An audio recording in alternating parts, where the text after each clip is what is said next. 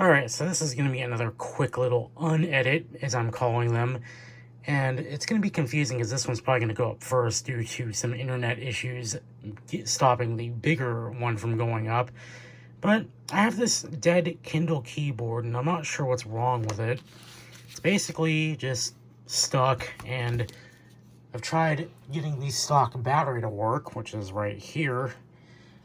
And unfortunately it doesn't want to work no matter what I do. So I soldered some leads onto the battery connector to attempt to power it, because I want to see if this thing is going to work before I bother to put any money into it. And unfortunately, I can't seem to get it to work. However, it is getting voltage at these leads when I have it plugged in. So I had a bad idea. Well, I got this Game Boy at the thrift not that long ago, and unfortunately the battery is stone dead. And I don't have the charger for it, even though I have one somewhere here. I can't find it.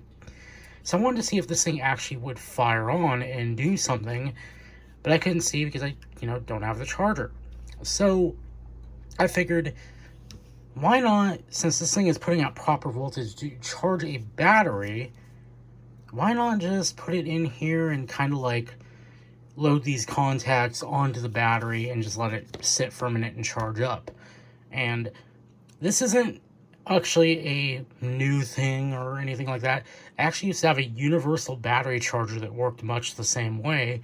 You would actually adjust the leads to match up onto the battery, and it would like clip onto the battery and charge it up with standard voltage. So again, I need to get another one of those chargers because they are very useful for when you just don't have the proprietary charger for some of these batteries on hand and you just want to do a quick test to make sure it's working. And, well, yeah, so I have this here to block the IMEI number of this very Kindle because I might use that card later.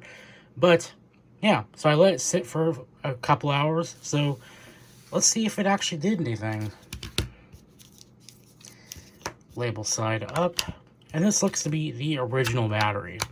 Unfortunately, this is not an AGS 101. I really wish it were. It's an AGS 001, and I do want to IPS mod this thing at some point if it works, but unfortunately that is a lot of money I really don't want to play with at the moment. So here's our power switch. Let's see what it does. So it does work. Nice. Brightness control. But yeah, it does work. So this battery does take a charge. Pretty cool.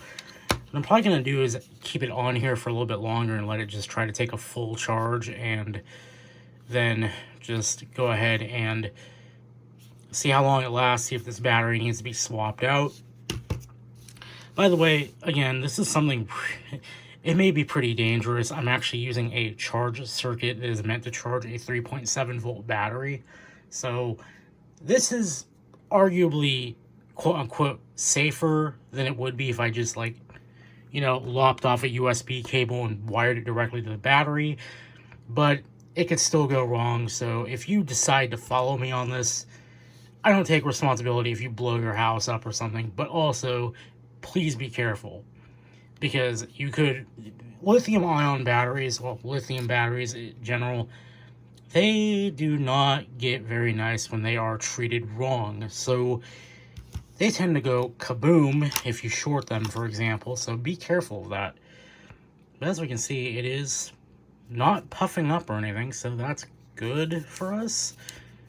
But yeah, so put a better charge on this thing, and probably now that I know this thing works, I'm actually going to go buy a charger for it, because I don't know where the hell mine went. I have another red Game Boy somewhere around here, but unfortunately, again, I don't know where it went. Go figure.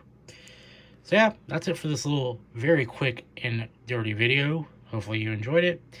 And I have a bigger one about to go up as soon as my internet decides it wants to stop being a jerk to me. So that'll also be going up very soon, probably right after this one.